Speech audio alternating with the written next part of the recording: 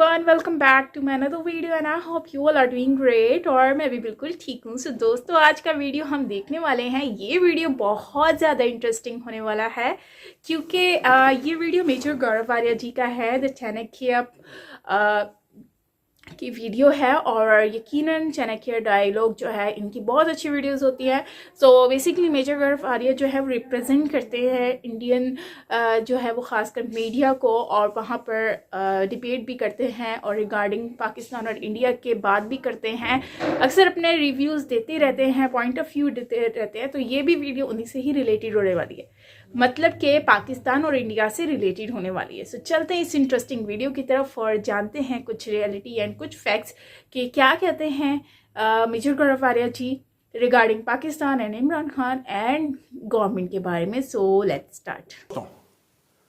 Sharp focus के एक नए एपिसोड में आपका बहुत बहुत स्वागत है। लाइक करिए, सब्सक्राइब करिए और बेल आइकन दबाना बिल्कुल मत भूलिएगा। हमें आपके पूरे सपोर्ट की बहुत बहुत जरूरत है दोस्तों, ये इस साल का यानी कि 2021 का हमारा आखिरी एपिसोड है और इस एपिसोड में हम बात करेंगे कि पाकिस्तान ने क्या पाया और क्या खोया 2021 में। पाकिस्तान का परफॉर्मेंस क्या रहा, पाकिस्तान का एक साल का यानी कि 2021 का रिपोर्ट कार्ड क्या रहा।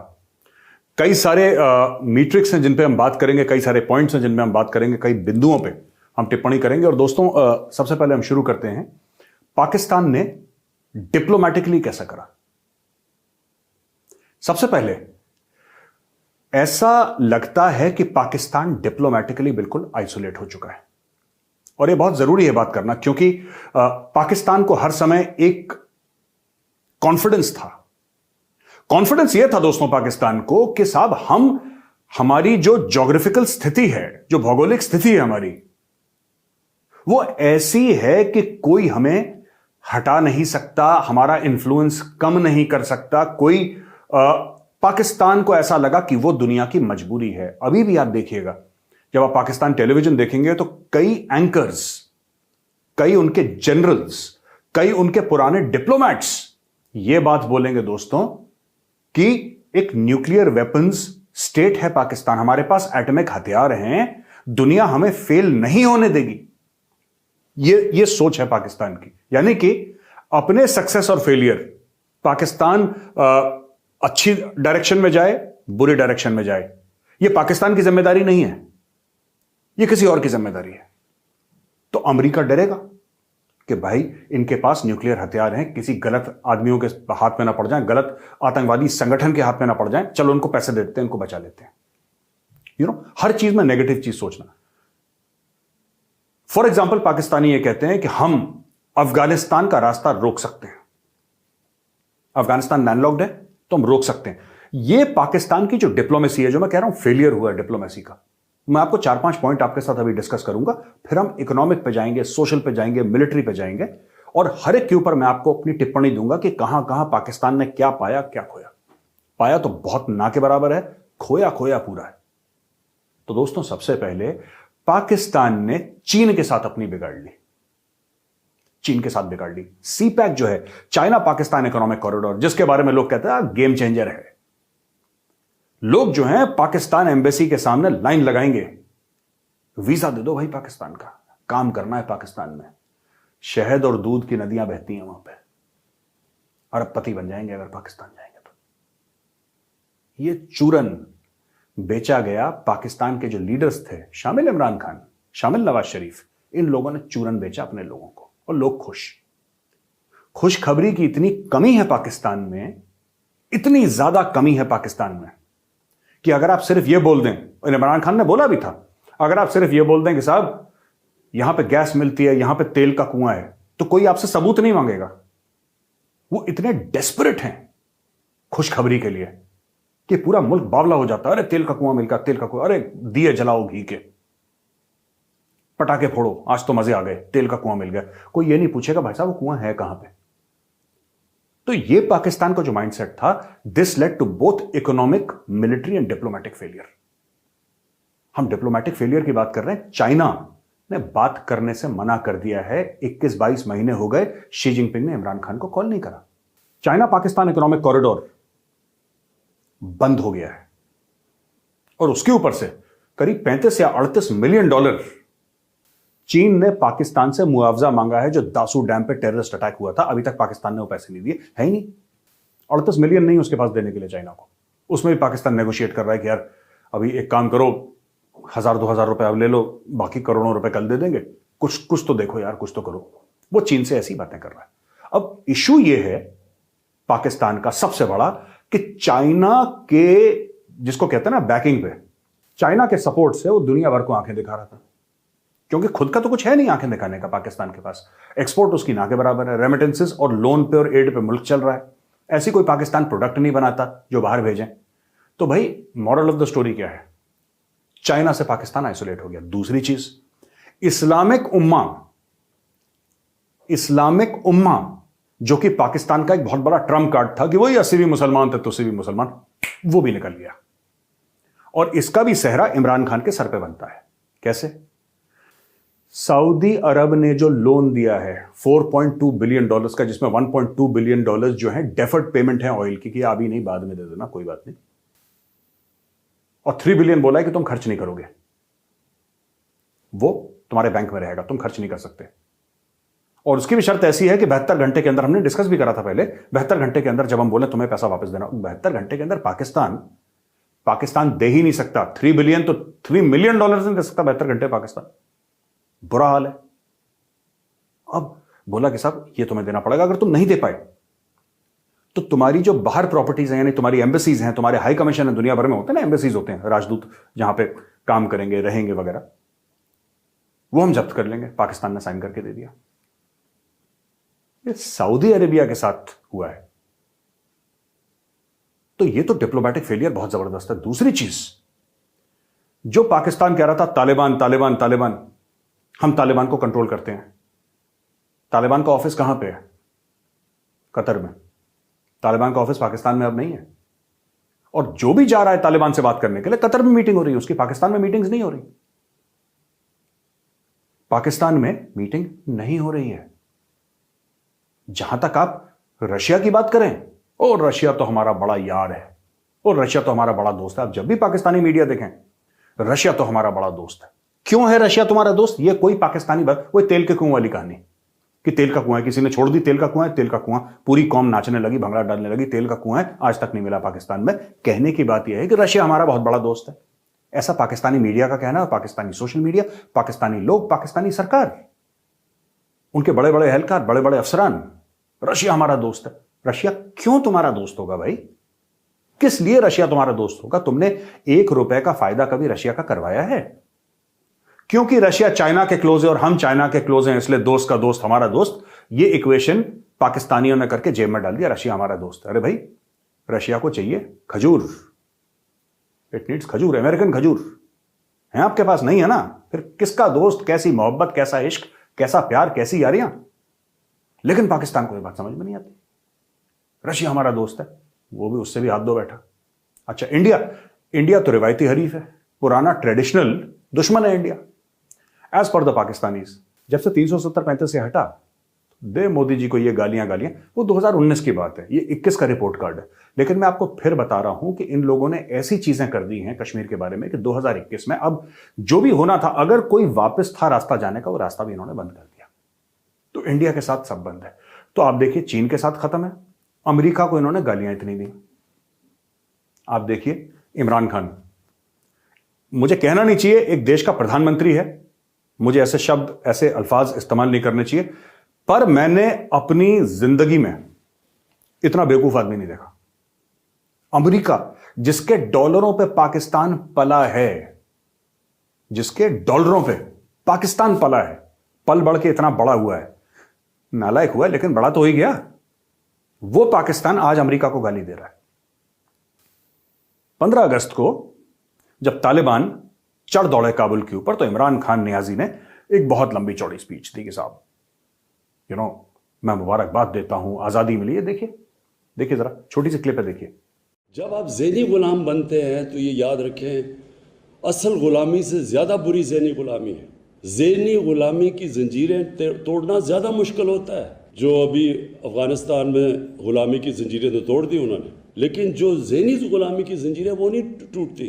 वो जो कपड़े पहनते हैं आपको वो पहनने पड़ते हैं, उनके सारे फैशन आपको अपनाने पड़ते हैं, क्योंकि आप समझते हैं वो बेहतर है आपसे। और कभी भी एक ग़ुलाम बड़े काम नहीं कर सकता। देखा आपने, इमरान खान कितने खुश मुबारकबाद दे रहे हैं कि साहब ये हो गया वो हो गया। अच्छा, इमरान खान इस स्पीच में यह कहना चाह रहा है कि जो अमेरिका वहां पे थी वो एक कब्जा ग्रुप था, उसने अफगानिस्तान के ऊपर कब्जा कर रखा था, और अब तालिबान आ गए हैं तो उसी तालिबान ने अफगानिस्तान को आजादी दिला दी है। तो मुबारकबाद आपको। कोई एक बात पूछे इमरान खान से, हर एक पाकिस्तानी से पूछे जो बड़े भंगड़े डाल रहे थे कि भाई अमेरिकन कैसे गए अफगानिस्तान, कैसे गए, जरा हम भी तो समझें कि अमेरिकन अफगानिस्तान कैसे गए, वो पहुंचे कैसे अफगानिस्तान। अफगानिस्तान तो लैंडलॉक्ड है, ये देखिए नक्शा अफगानिस्तान का। अफगानिस्तान में तो कोई समुद्री मार्ग है नहीं, और हवाई मार्ग से आप बहुत कम सामान पहुंचा सकते हैं। 20 साल की लड़ाई साहब, 20 साल की लड़ाई आप हवाई जहाज से नहीं कर सकते। आपको समुद्री रास्ता चाहिए, आपको जमीनी रास्ता चाहिए। जो इतने हवाई जहाज तो चलो उड़ के आ गए, ठीक है, इतने जो हेलीकॉप्टर थे, इतना गोला बारूद, आदमी, गाड़ी, खाना पीना, तेल, असला, ये कहां से गया, ये कहां से गया दोस्तों। ये अफगानिस्तान के अंदर घुस कैसे गया? क्या अलादीन का कोई चिराग था कि जिन ने बोला कि हां मेरे आका? नहीं, ये सब पाकिस्तान के थ्रू गया। पाकिस्तान ने अपनी जमीन अमरीकियों को दी कि तुम हमारी जमीन इस्तेमाल करो, हमारी जमीन का इस्तेमाल करके हमारे पोर्ट पे, बिन कासिम पोर्ट जो कराची है, वहां पे तुम आओ, वहां से तुम रास्ता लो पूरा, और अफगानिस्तान के अंदर बाय रोड सारा अपना सामान पहुंचाओ, और हमें इतने पैसे दो। ठीक है दोस्तों, पैसे उन्होंने अमेरिकन से ले लिए, और जब अमेरिकन का जाने का वक्त आया तो बोला साहब ये तो आजादी हो गई, बहुत अच्छा हुआ, अमेरिकन तो बहुत बुरा काम कर रहे थे। बहुत बुरा क्या काम कर रहे थे? तुम लोगों ने पैसे खाए अमेरिकन से।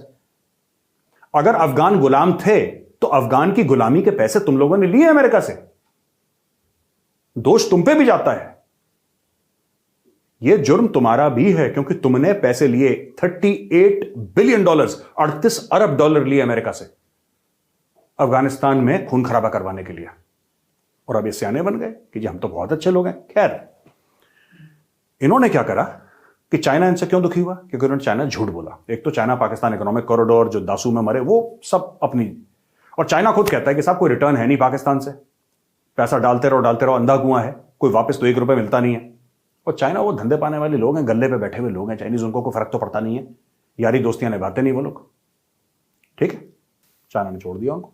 चाइना से झूठ ये भी बोला था कि अफगानिस्तान के थ्रू हम तुम्हारा चाइना पाकिस्तान इकोनॉमिक कॉरिडोर ले जाएंगे, वो चाइना अफगानिस्तान कॉरिडोर जो भी उसका नाम होगा वहां से ले जाएंगे, क्योंकि तालिबान तो है वो हमारी पीछे वाली जेब में है यार।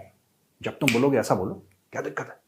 जब बोलोगे तालिबान, तुम बोलोगे एक टांग पे खड़ा, पूरा तालिबान एक टांग पे खड़ा हो जाएगा। चाइना बहादुर का हुक्म चाहिए बस।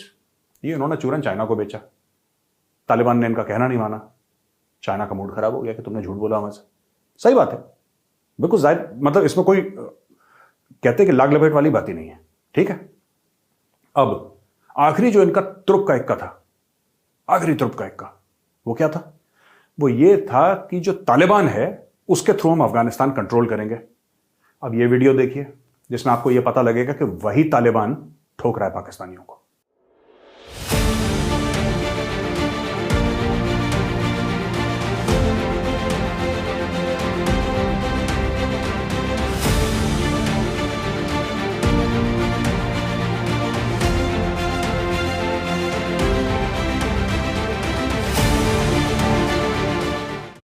देखा आपने दोस्तों, ना इंडिया इनका रहा, ना चीन इनका रहा, यूरोप तो वैसे ही GSP प्लस विड्रॉ करने के चक्कर में इनसे है, ना अमेरिका इनका रहा, ना चाइना इनका रहा, ना रशिया इनका रहा, ना अरब मुसलमान मुल्क इनके रहे। और आखिरी में जो बिल्कुल कहता है ना, घाव के ऊपर नमक और नींबू और लाल मिर्च छिड़क के किसी को परेशान करना, तुर्की।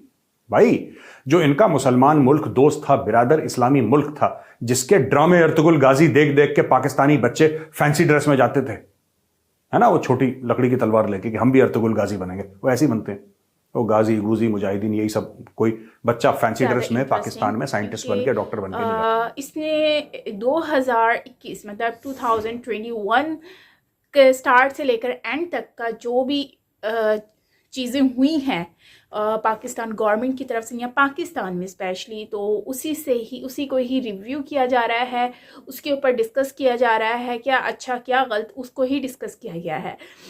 तो चलते हैं अपनी इस इंटरेस्टिंग वीडियो की तरफ। तो इसमें बेसिकली जो मेन चीज़ मैंने देखिए पहली बात तो ये है कि ये कहते हैं कि जो गोरे हैं मतलब अमेरिकन है, उन लोगों की एंट्री किस तरह से हुई, उनको पीछे से सपोर्ट किसकी थी, जबकि अफ़गानिस्तान जो है उसके पास तो बिल्कुल भी ये पोर्ट वाला सिस्टम तो है नहीं, मतलब कि उनकी अपनी समंदर का तो कोई सिस्टम है ही नहीं। ये तो सिर्फ पाकिस्तान के पास है या फिर ईरान के पास है। तो उनको सपोर्ट कैसे मिली?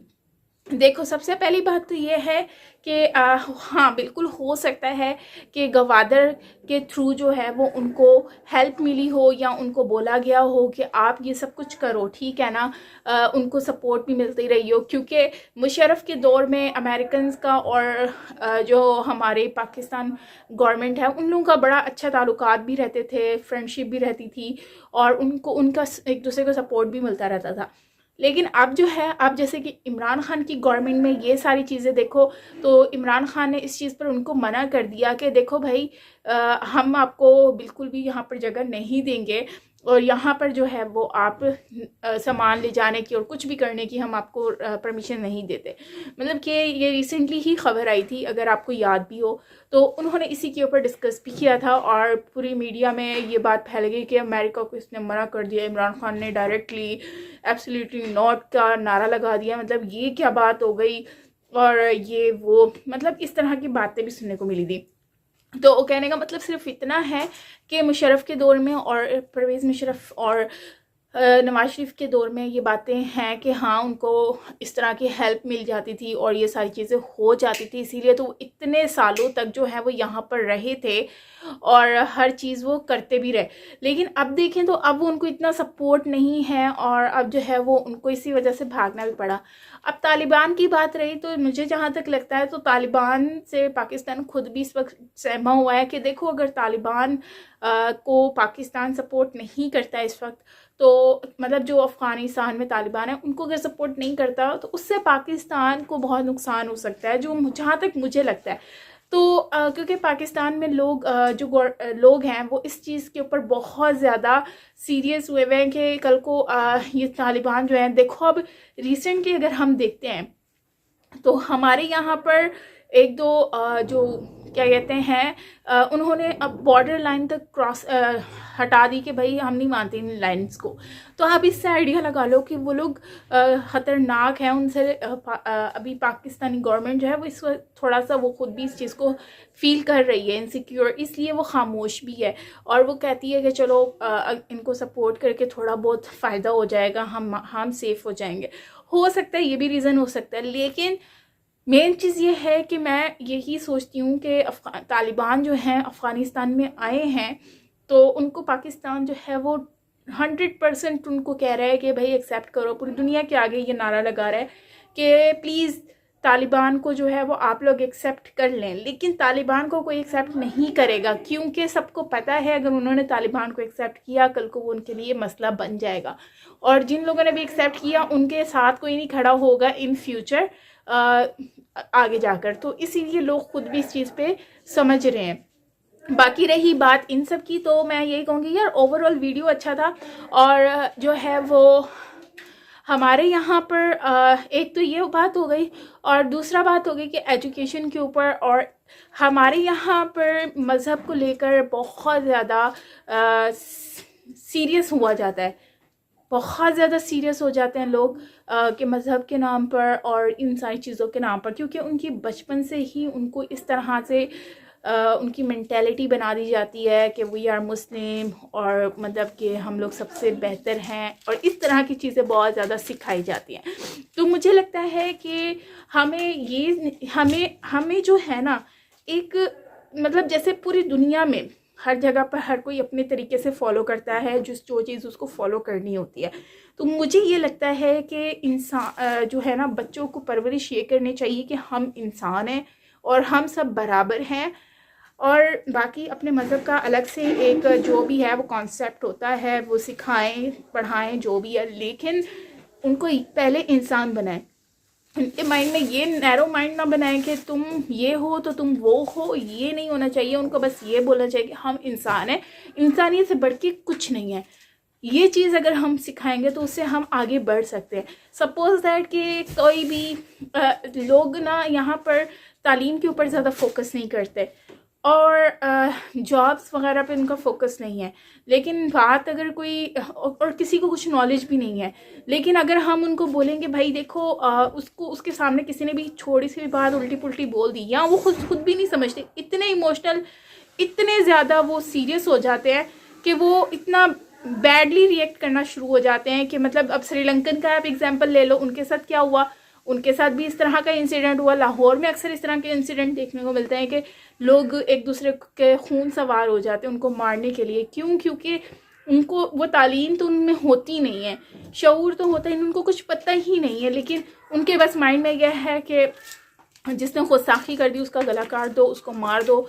ऐसा नहीं होता। देखो हाँ, कोई भी चीज़ आपको इंसानियत से बढ़ के नहीं हो सकती, इंसानियत को पहले रखो। और इस्लाम हम लोग इस्लाम को फॉलो करते हैं, यह हमारा मज़हब है और इसको फॉलो करना और इसके तरीके से हमारा चलना हमारा फ़र्ज़ है। लेकिन इस तरह से इस्लाम का नाम यूज़ कर किसी को मारना ये गलत चीज़ है।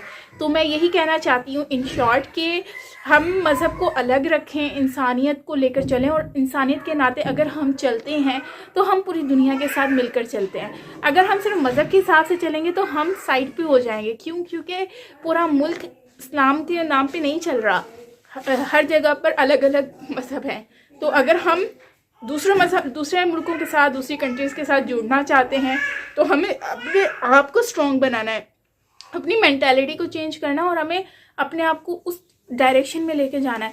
देखो इंडिया अगर अपने आप को आगे लेके गया है तो उसको वो क्यों लेके गया है? क्योंकि वो हर पॉलिटिक्स को अलग रखता है, रिलीजन को अलग रखता है। हम इस चीज़ को अगर देखें, सऊदीया आजकल अपने इस रूल्स को वो भी इसी तरह से चल रहा है, पूरी दुनिया इसी तरह चल रही है, तभी वो कामयाब है। हम डाउन पे डाउन क्यों हो रहे हैं? क्योंकि हमारे साथ कोई बिज़नेस नहीं करना चाहता। बिज़नेस क्यों नहीं करना चाहता? क्योंकि हमारे पास इतनी फैसिलिटीज़ नहीं है, हमारे पास इतनी वो सारी चीज़ें नहीं है जो हमारे पास होनी चाहिए थी, ठीक है ना। तो हमें जो मेन है वो फोकस करना चाहिए एजुकेशन के ऊपर, अपनी इकनॉमी के ऊपर, और अपनी जो है वो सारी उन चीज़ों के ऊपर जिससे हम आगे बढ़ सकें।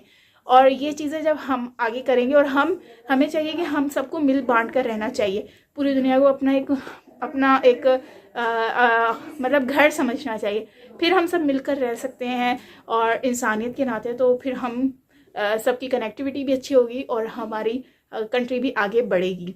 सो फ्रेंड्स, आपका क्या कहना है कमेंट सेक्शन में बताना। और बस मैं यही लास्ट में कहूँगी, रिस्पेक्ट हर रिलीजन की करो, लेकिन अपनी जो है वो एजुकेशन को कंप्लीट करो और अपनी कंट्री के लिए कुछ अच्छा करके दिखाओ और नाम रोशन करो, बजाय इसके कि नाम डाउन करो। सो ये थी हमारी आज की वीडियो गाइस। आपको कैसा लगा कमेंट सेक्शन में बताना। बाकी मेजर गौरव आर्या जी की भी बातें बहुत ज़्यादा इंटरेस्टिंग थी, सो वो हमने जानी इस वीडियो के थ्रू। सो आई होप कि आपको अच्छा लगा होगा। सो मिलते हैं नेक्स्ट वीडियो के साथ। Till then take care, bye.